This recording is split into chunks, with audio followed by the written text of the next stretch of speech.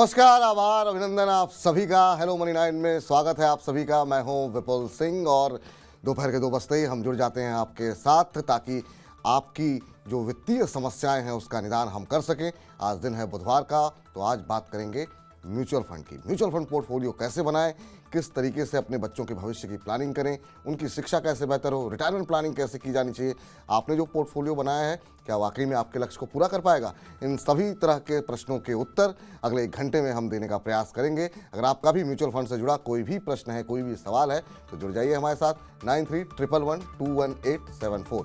जी हाँ, ये हमारा टेलीफोन नंबर है, व्हाट्सएप नंबर है, जिस पर आपको एक व्हाट्सएप करना है। बहुत आसान तरीका है हमसे जुड़ने का।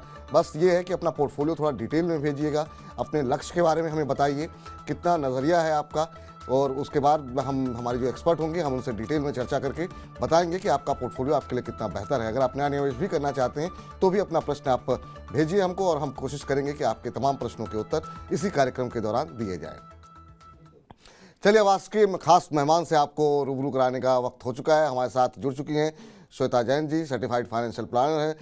श्वेता जी, बहुत बहुत आभार, अभिनंदन आपका इस कार्यक्रम में जुड़ने के लिए। और श्वेता जी फाउंडर और सीईओ भी हैं इन्वेस्टोग्राफी की।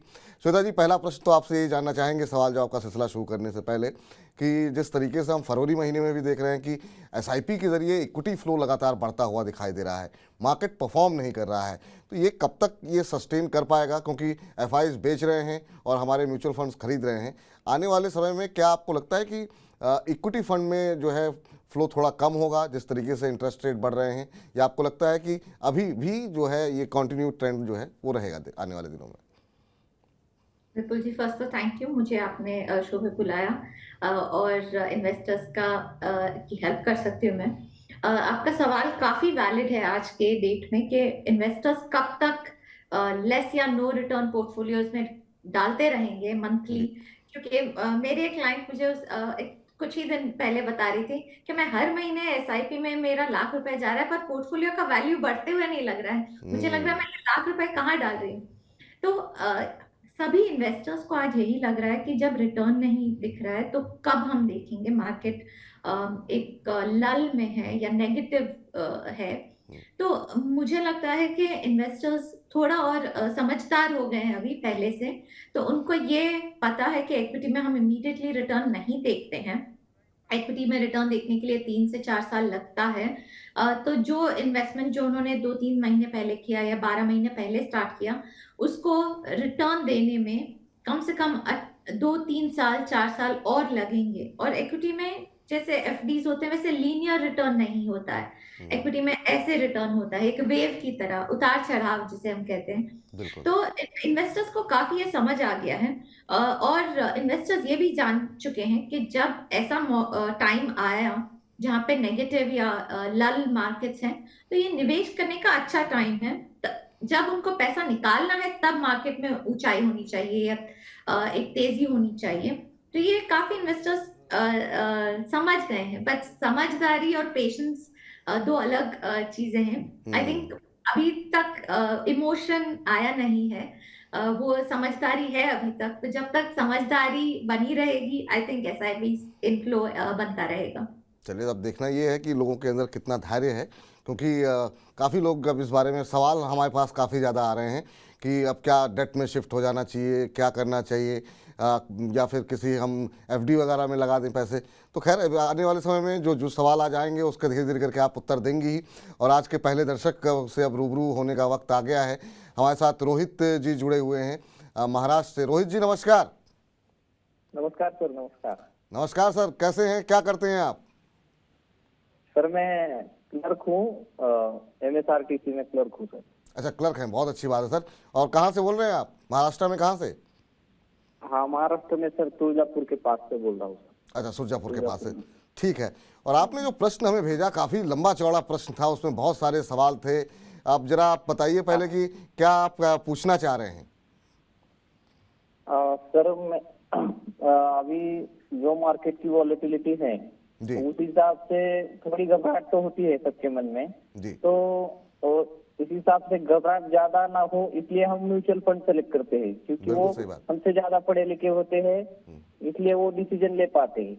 बिल्कुल। मगर अब स्कीम कौन सा सेलेक्ट करे, इसमें अब दुविधा होती है। हम्म, एक्टिव फंड सेलेक्ट करे तो अभी म्यूचुअल एक्टिव फंड का जैसे स्कैम आया उस हिसाब से देखे, तो फिर बाद में उससे अगर ऐसी खबरें आती है तो मन में डरावना होती है। और उसके बजाय हम पैसिव फंड में जाए यानी इंडेक्स फंड में जाए, जी। तो इंडेक्स फंड में अदानी जी के फंड जो है अभी ऐड करने का जो खबरें चल रही है, तो फिर लोगों को तो लगता ही है ना कि पैसा तो अभी हाथ से नहीं जाना चाहिए, ऐसा बिल्कुल। लगता है लोगों को। बिल्कुल सही बात। हाँ जी जी जी। सवाल आपका और काफी एक्टिव जेन्युइन है। फंड आपने अपना पोर्टफोलियो भी भेजा है, लेकिन आप अब जरा हमारे साथ कार्यक्रम में थोड़ी देर बने रहिए, क्योंकि कई सारे सवाल हैं आपके और महत्वपूर्ण सवाल हैं। तो पोर्टफोलियो भी डिस्कस करेंगे आपका, उससे पहले जरा श्वेता जी से समझ लेते हैं। श्वेता जी, अब एक आम नागरिक की एक बहुत जेन्युइन समस्या है कि बड़ी मेहनत से कमाया हुआ पैसा थोड़ा थोड़ा करके खर्चों से बचा करके वो लगा रहे हैं। अब जैसे कि इन्होंने एक एग्जाम्पल दिया कि एक घटनाक्रम हुआ एक्सिस बैंक को लेकर के, एक्सिस का म्यूचुअल फंड को लेकर के। अब वो कह रहे हैं अगर हम इंडेक्स फंड में जाते हैं तो वहाँ पर ये डर रहता है कि कहीं ऐसा ना हो कि इंडेक्स फंड की मजबूरी है कि वो इंडेक्स के सभी शेयरों को लेगा, अदानी में और गिरावट आ गई तो क्या करें। तो पैसे कहाँ लगाएं, कैसे लगाएं और कैसे बचाएं, तो ये बहुत सामान्य सा प्रश्न है, लेकिन बहुत गहराई है इसमें।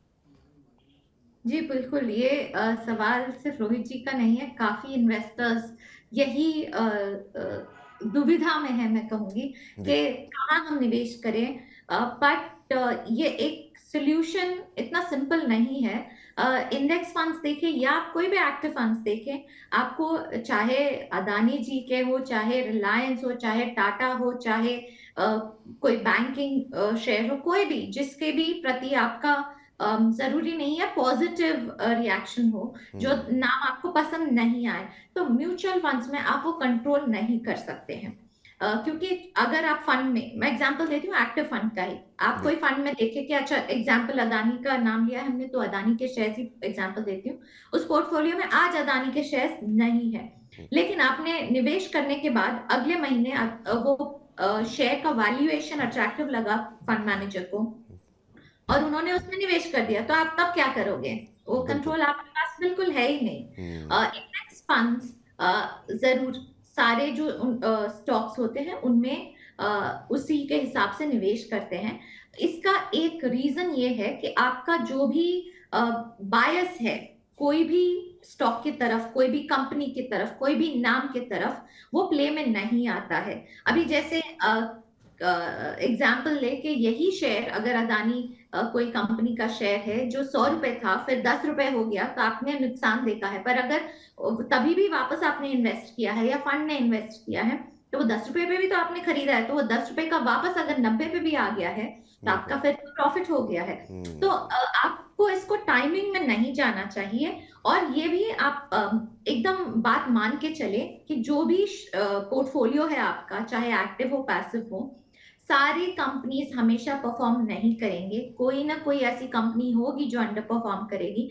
तो मेरे हिसाब से आपको ये नॉइज हटा देनी पड़ेगी और आपको ये चाहिए कि आप अपने गोल पे फोकस करें, निवेश करते रहें। और इंडेक्स फंड का मतलब यही एक बेस्ट ट्रेड है कि वो कोई बायस नहीं है, जो भी स्टॉक्स उसके हिसाब से उसमें इन्वेस्ट हो जाता है। तो मैं रेकमेंड करूंगी कि आपको नॉइज उसको थोड़ा सा हटा दे निवेश से। और आप अगर एक्टिव फंड्स यूज कर रहे हैं, इन्वेस्ट कर रहे हैं, तो ये जान के चलिए कि वो भी आपके कंट्रोल में नहीं है। तो चाहे पोर्टफोलियो में आज नहीं हो कोई भी स्टॉक, पर कल वो जरूर आ सकता है अगर फंड मैनेजर को लगे कि वो अट्रैक्टिव है। तो ये आप मान के चलिए। तो रोहित जी, आपके लिए सलाह ये है कि जैसा अभी आपने कहा कि वो हमसे ज़्यादा जानकार हैं इसलिए जो है हम म्यूचुअल फंड में लगाते हैं, तो उन जानकारों की समझ पे भरोसा कीजिए। लंबी अवधि का नज़रिया आप अगर अपनाएंगे, फंड मैनेजर अपने हिसाब से कॉल लेंगे, उनको कब स्विच करना है कब नहीं करना है वो शायद आपसे बेहतर समझते होंगे। हाँ, बहुत सारे जो शोर आपको सुनाई देते हैं वो आती जाती रहेंगी चीज़ें, आज कोई कंपनी है कल कोई कंपनी हो सकती है, लेकिन आप अगर लंबी अवधि के लिहाज से निवेश करते रहेंगे तो निश्चित रूप से म्यूचुअल फंड जो है एक बढ़िया विकल्प है जहां आपको अच्छे रिटर्न मिल सकते हैं। अब अपना पोर्टफोलियो बताइए रोहित जी। हाँ सर, मेरा भी करंटली मेरा एसेट में ब्लू चिप फंड है, उसमें 1000 का SIP चालू है जी। और उसमें मेरा एसेट का लास्ट कैप 1000 का था, मगर मैंने वो क्लोज करके इंडेक्स फंड में शिफ्ट कर दिया। अच्छा, ठीक है। और हाँ, उसके बाद ICICI प्रूडेंशियल का FMCG फंड है, क्योंकि इंडिया की जो कंजम्पशन ग्रोथ है जी। उसके हिसाब से मैंने लॉन्ग टर्म का हिसाब रख के उस ठीक। फंड में निवेश किया है। हम्म। और उसके बाद जो है जो हम आउट ऑफ इंडिया के स्टॉक नहीं खरीद सकते, इसलिए मैंने नैस्डैक 100 ICICI वाला जो है बिल्कुल। उसमें, हाँ उसमें भी किया है सर इन्वेस्टमेंट। 500 रुपए का SIP है। उसके बाद मैंने निफ्टी 50 इंडेक्स फंड में अभी चालू कर दिया है सर 500 रुपए। जी। फिर नेक्स्ट निफ्टी 50 में था मेरा 500 रुपए, मैंने बंद कर दिया वो, क्योंकि उस इंडेक्स में जो है अदानी के बहुत सारे स्टॉक है, वो मेरा अभी निगेटिव में है, जी। तो इसलिए मैंने वो निफ्टी पॉज कर दिया है। अच्छा। क्योंकि थोड़ा जरा वोलेटाइल मार्केट है इसलिए। ठीक है, और एक 500 रुपए का है सर लास्ट में ICICI का फार्मा एंड हेल्थ केयर। अच्छा। भारत में बहुत बड़ी आबादी है और लोगों की जो डेली लाइफस्टाइल है जी। उसी और ये हिसाब जो से आपका तो नजरिया है सर, कितने समय का है? इन तमाम म्यूचुअल फंड्स में कितने समय तक के लिए अभी निवेश करते रहेंगे? सर 10 से 15 साल के, ज्यादा से ज्यादा। 10 से 15 साल का नजरिया आपका। चलिए ठीक है, अब हाँ, जरा उससे ज्यादा। जी, उससे ज़्यादा भी रुक उससे सकते ज्यादा हैं जी। अब जो है आपके पोर्टफोलियो में कुछ बदलाव होना चाहिए या नहीं, ये हम श्वेता जी से पूछ लेते हैं। एक बार जरा स्क्रीन पर दोबारा इनका पोर्टफोलियो ले आई ताकि श्वेता जी भी नज़र ठीक से देख लें क्या कुछ आपके पोर्टफोलियो में है। यहाँ पर इन्होंने Mirae Asset emerging blue chip एक फंड ले रखा है, 1000 रुपये लगा रहे हैं यहाँ पर। एक लार्ज कैप फंड ले रखा है मीरा एसेट का ही। इसके अलावा FMCG पे काफ़ी रिसर्च की कि कंजम्पशन स्टोरी अच्छी है इंडिया की। एक इन्होंने इंटरनेशनल फंड ले रखा है। इसके अलावा निफ्टी 50 इंडेक्स फंड ले रखा है और निफ्टी नेक्स्ट 50 में शायद इन्होंने अपनी SIP बंद कर दी है। इसके अलावा फार्मा में भी निवेश कर रहे हैं। आप ओवरऑल इनके पोर्टफोलियो को कैसे देख रही हैं? 10 से 15 साल का इनका नज़रिया है, किस तरह के रिटर्न की उम्मीद ये करें और क्या इसमें कोई बदलाव करने की आवश्यकता है क्या? जी रोहित जी, आपने काफी काम किया है, ये मैं बिल्कुल मानूंगी। बट आप देखिए तो ओवरलैप काफी है आपके पोर्टफोलियो स्कीम्स में, चाहे वो ब्लू चिप और लार्ज कैप में हो या चाहे निफ्टी और ब्लू चिप में हो। काफी आपका ओवरलैप है और काफी ज्यादा स्कीम्स मुझे लग रही है। तो ये बात मुझे थोड़ी खटक रही है। और दूसरी बात ये है कि मुझे थीमेटिक फंड्स ज्यादा पसंद नहीं है, क्योंकि उनकी एंट्री और एग्जिट दोनों करेक्ट होनी चाहिए, तो चाहे FMCG हो चाहे फार्मा हो। तो मैं ज्यादातर पसंद नहीं करती हूँ। और आपका SIP अमाउंट 4500 रुपए है, मेरे हिसाब से आपको 2 स्कीम्स काफी होंगी। आप निफ्टी 50 चुनिए, और अगर आपको इंटरनेशनल एक्सपोजर चाहिए तो नैस्डैक 100। अगर तीसरा स्कीम आपको चाहिए तो मेरे का इमर्जिंग ब्लू चिप आप रख सकते हैं। तो ये 3 स्कीम्स रेकमेंड करूंगी मैं, उससे ज्यादा नहीं। नैस्डैक में थोड़ा सा कम, शायद 1000 रुपए अगर आप डालें, और बाकी दोनों में बाकी के 3000 रुपए आप 3500 रुपए अगर डाल दें, तो आई थिंक काफी लॉन्ग टर्म में अच्छा ग्रोथ दिखेगा। वरना आपका ये पोर्टफोलियो ओवरलैप है तो बराबर डाइवर्सिफाइड नहीं है। और अगर फंड मैनेजर ने कल काफी कुछ चेंज कर दिए, अगर ब्लू चिप और लार्ज कैप में अगर स्टॉक्स अलग अलग ज्यादा हो गए, तो कुछ परफॉर्म करेंगे कुछ नहीं, तो आपका पोर्टफोलियो ओवरऑल ज्यादा बढ़ नहीं पाएगा। तो एकदम ओवर डाइवर्सिफिकेशन का प्रॉब्लम देख रही हूँ मैं इधर। और वो जो ओवरलैप है वो भी मुझे नहीं पसंद आ रहा। तो 3 स्कीम काफी है आपके पोर्टफोलियो के लिए। ठीक, तो उम्मीद करते हैं कि आपको आपके प्रश्न का उत्तर मिल गया होगा और काफ़ी विस्तार पूर्वक जो है समझाया गया। आपके सभी प्रश्नों के उत्तर को हमने समेटने की कोशिश की और बड़ी संख्या में YouTube पे और तमाम जगहों पे लोग हमारे साथ अब जुड़ रहे हैं अपने अपने प्रश्न लेकर के। अगले दर्शक से बातचीत करते हैं। राजेश जी हमारे साथ जुड़े हैं। राजेश जी नमस्कार। राजेश जी सुन पा रहे हैं आप? माफ कीजिएगा, प्रभात जी हमारे साथ जुड़े हैं। प्रभात जी नमस्कार। नमस्ते सर जी। नमस्ते सर, कहाँ से बोल रहे हैं? मैं महाराष्ट्र नंदुरबार से सर। बहुत अच्छी बात है सर। क्या करते हैं सर आप? मैं सब कॉन्ट्रैक्टर हूँ। सब कॉन्ट्रैक्टर हैं, बहुत अच्छी बात है सर। क्या प्रश्न है सर आज आपका? सर मैंने 3 म्यूचुअल फंड में SIP करता हूँ 1000 रुपए पर मंथ से। PGMI, PGIM, IIFL और टाटा स्मॉल कैप फंड में। अच्छा। तो अभी 1 साल से मैं इन्वेस्टमेंट कर रहा हूँ, लेकिन मुझे अच्छा कुछ रिटर्न दिख नहीं रहा है। तो मैंने जो फंड चूज किए वो बेहतर है या मुझे कुछ दूसरे फंड में शिफ्ट होना चाहिए? अगर दूसरे फंड में शिफ्ट होता हूँ तो मुझे तो लॉन्ग टर्म डेट फंड जो आता है जी, वो उसमें कुछ लॉस होगा या कुछ बेनिफिट मिल सकता है? चलिए पूछते हैं जरा, श्वेता जी हैं वो बताएंगे आपको। IIFL फोकस्ड इक्विटी फंड इन्होंने ले रखा है। PGIM India mid cap opportunity fund ले रखा है। इसके अलावा इन्होंने टाटा में भी एक SIP कर रखी है और 1000 रुपये हर जगह लगा रहे हैं। लेकिन चूँकि रिटर्न अच्छे नहीं मिल रहे हैं इसलिए परेशान है, कह रहे हैं लॉन्ग टर्म डेट फंड में लगा दें क्या।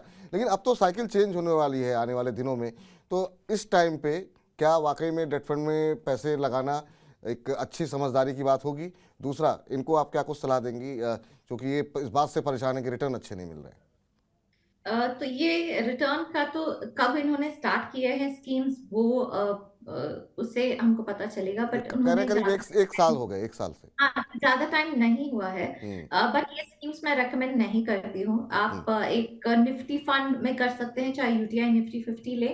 जी। और अगर आपको थोड़ा सा डाइवर्सिफिकेशन चाहिए, पीजीआई मिड कैप आप रह सकते हैं बाकी दोनों स्कीम्स में से।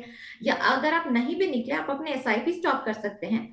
इन्वेस्टमेंट को बने रहने दीजिए, अभी निकलिए मत। आईआईएफएल से भी और टाटा के स्कीम से भी, स्मॉल कैप जो आपने बताया, दोनों स्कीम में बने रहिए। बस एसआईपी स्टॉप कर दीजिए इनमें, और यूटीआई निफ्टी 50 और पीजीआई मिड कैप में आप एसआईपी करिए 1,500 का। तो आपका पोर्टफोलियो काफी स्ट्रॉन्ग लग रहे हैं फिर मेरे को। और आप अपना portfolio over the next I think 2 साल में देखिए, क्योंकि ये टाइम नहीं है कि आप इक्विटी में इमीडिएट रिटर्न देखेंगे। लास्ट 2-3 साल में हमने देखा, स्पेशली कोविड के बाद के 1 साल में देखा हमने, काफी अच्छे रिटर्न मिल गए थे लोगों को, और इसीलिए काफी इंटरेस्ट आया इक्विटी मार्केट्स में, जो अच्छा है। बट एक्सपेक्टेशंस थोड़ी सी रॉन्ग सेट हो गई कि 1 ईयर में इक्विटी रिटर्न काफी अच्छा हो जाएगा। तो 1 ईयर में इक्विटी रिटर्न नहीं मिलता है, 3 से 5 साल मिनिमम। और मैं 3 साल वो बोल रही हूँ जब एसआईपी स्टार्ट किया है आपने। आप जैसे साल भर हुआ है तो आपका एसआईपी का नेक्स्ट जो इंस्टॉलमेंट है, अगर 13वां इंस्टॉलमेंट है, उसके लिए तो 2 ही साल हुए हैं। 3 साल बाद जो फर्स्ट इंस्टॉलमेंट है, तो आपको उसको एटलीस्ट 5 साल देना पड़ेगा। जब से एसआईपी स्टार्ट करें तब आप देखेंगे रिटर्न थोड़े अच्छे मिल रहे हैं। और ये सारा रिटर्न जो इक्विटी में, ये एक इंटरेस्टिंग एसेट क्लास है। पूरे 5 साल में आपको ऐसा नहीं मिलेगा कि 6% मिला है, 8% मिला है, 10% मिला है। आपको सारा रिटर्न शायद 1 ही साल में दिख जाए, शायद 2 साल में दिखे। तो ये आपको थोड़ा धैर्य रखना पड़ेगा, थोड़ा पेशेंस रखना पड़ेगा। जी, चलिए अगले दर्शक से बातचीत करें। उससे पहले वीरेंद्र शाह जी ने याद दिलाया, और ये मेरी गलती थी कि मैं आपको विश करना भूल गया मैम। और ये वीरेंद्र शाह जी कह रहे हैं विपुल जी और मैम को गुड़ी पड़वा की बहुत सारी शुभकामनाएं। सभी देशवासियों को गुड़ी पड़वा की बहुत बहुत शुभकामनाएं। और श्वेता जी, आपको भी गुड़ी पड़वा की, आज से नवरात्रे भी शुरू हो रहे हैं, तो सभी देशवासियों को इसकी शुभकामनाएं। और वीरेंद्र जी ने अपना प्रश्न भी भेजा है, लेकिन आपका प्रश्न थोड़ी देर में चर्चा करेंगे, क्योंकि एक दर्शक हमारे साथ जुड़े हैं, जगदीश रतूड़ी जी, देहरादून से। जगदीश जी नमस्कार। नमस्ते सर। कैसे हैं जगदीश जी आप? मैं ठीक हूँ सर। देहरादून में मौसम कैसा है सर? अब तो नॉर्मल है सर, धूप आ रही है अच्छी। धूप आ रही है, हाँ। दिल्ली में तो काफ़ी गर्मी हो गई, हालांकि बीच में कुछ बारिश हुई थी, उससे थोड़ा सा मौसम में ठंडक पैदा हुई थी। बताइए क्या पूछना चाह रहे हैं सर आप? श्वेता मैम से मेरा एक सवाल है कि मुझको एक ऐसा इंटरनेशनल म्यूचुअल फंड लेना है सर, जो पूरे वर्ल्ड में कहीं भी इन्वेस्ट कर सके, फ्लेक्सी कैप टाइप फंड। अच्छा अच्छा अच्छा। बाकी आप निवेश करते रहते हैं या पहला निवेश ही आप अंतर्राष्ट्रीय बाजार में करना चाह रहे हैं? नहीं सर, मैं तो 2016 से इन्वेस्टमेंट करता हूँ। चलिए, बहुत अच्छी बात है। तो एक आप ऐसा फंड चाह रहे हैं जो कि इंटरनेशनल मार्केट में जो है फ्लेक्सी कैप फंड जो है, जो कहीं भी निवेश कर सके। फ्लेक्सी कैप में अगर चुनना हो श्वेता जी, तो क्या चुनना चाहेंगे आप जहां पर रिटर्न बेहतर मिल सके? और पोर्टफोलियो में कितना महत्वपूर्ण है कि एक ऐसा फंड भी हो जो कि अंतर्राष्ट्रीय बाजार में निवेश कर सके?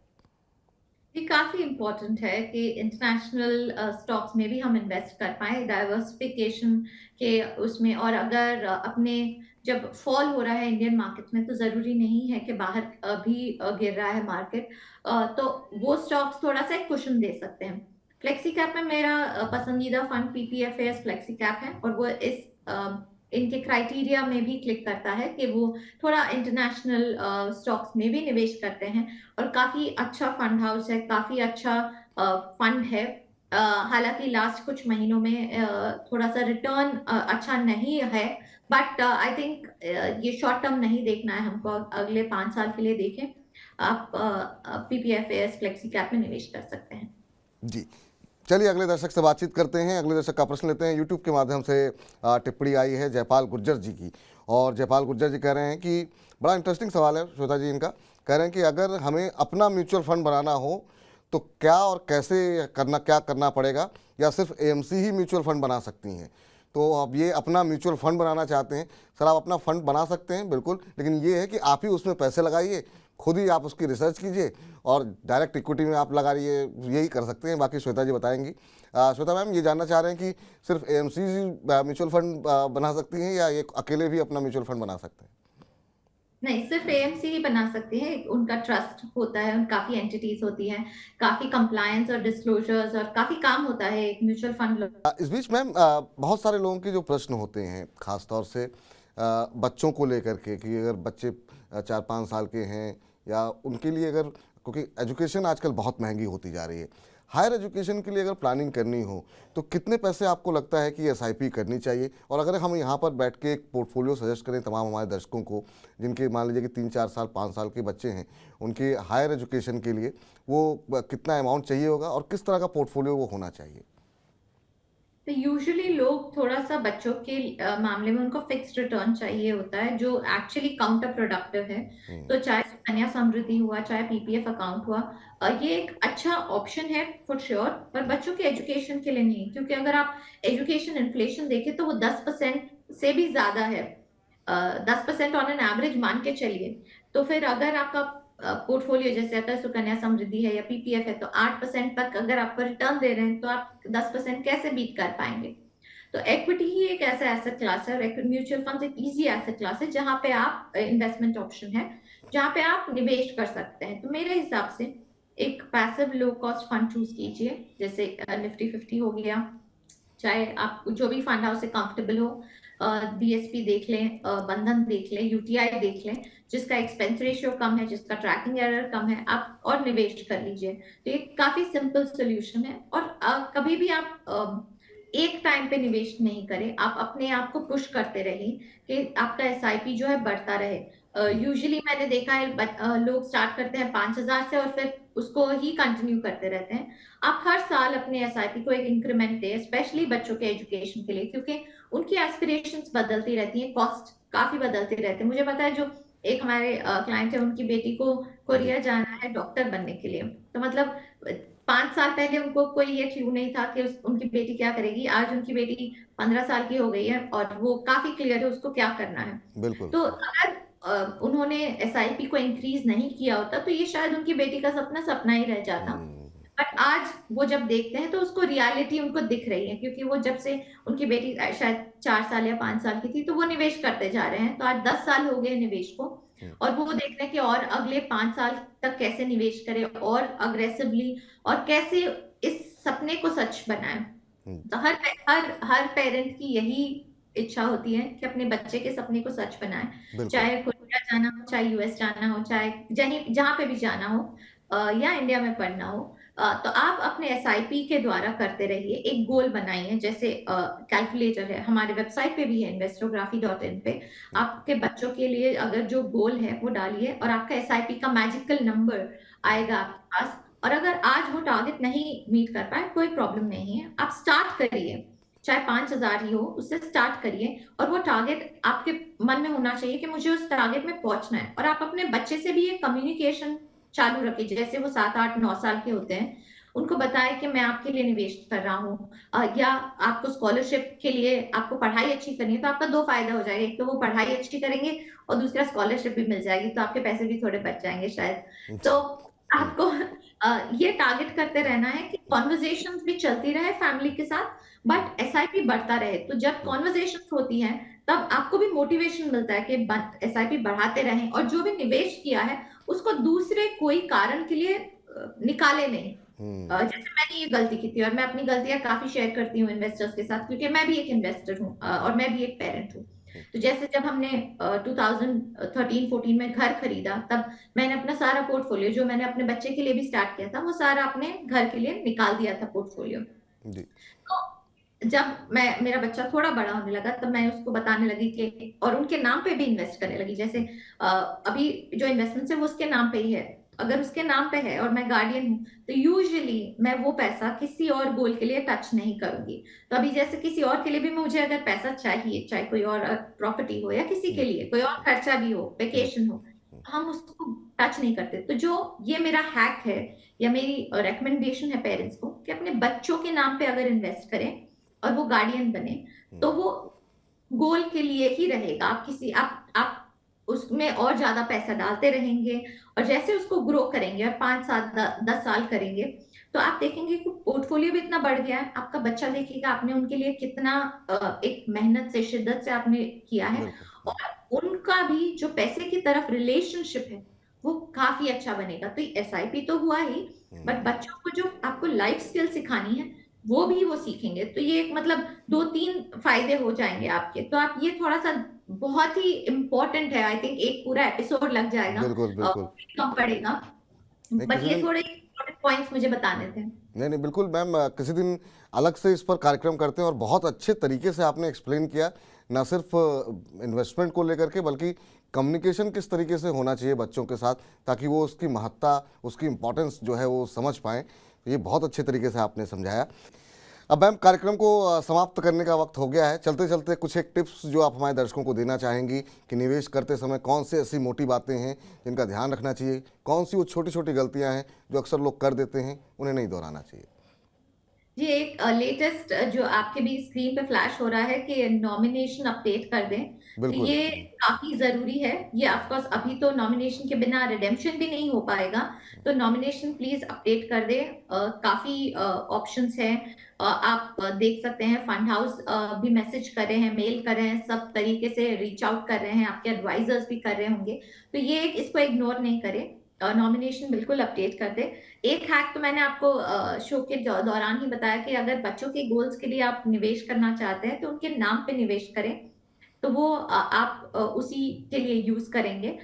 दूसरा टिप मैं आज आपको ये देना चाहूंगी कि हर साल बिना भूले, चाहे जनवरी हो, चाहे उगादी के टाइम हो, आज उगादी गुड़ी गुड़ी पड़वा सब है, तो या फिर नवरात्रि के टाइम, जो भी मतलब आपका ऑस्पिशियस दिन हो, आप अपने एसआईपी को भी इंक्रीमेंट दे, या आप अपने इंक्रीमेंट के साइकिल से उसको मैच कर ले, अप्रैल हो या जो भी हो, आप उसमें निवेश करते रहिए, ताकि आपके एसआईपी को भी एक इंक्रीमेंट मिले।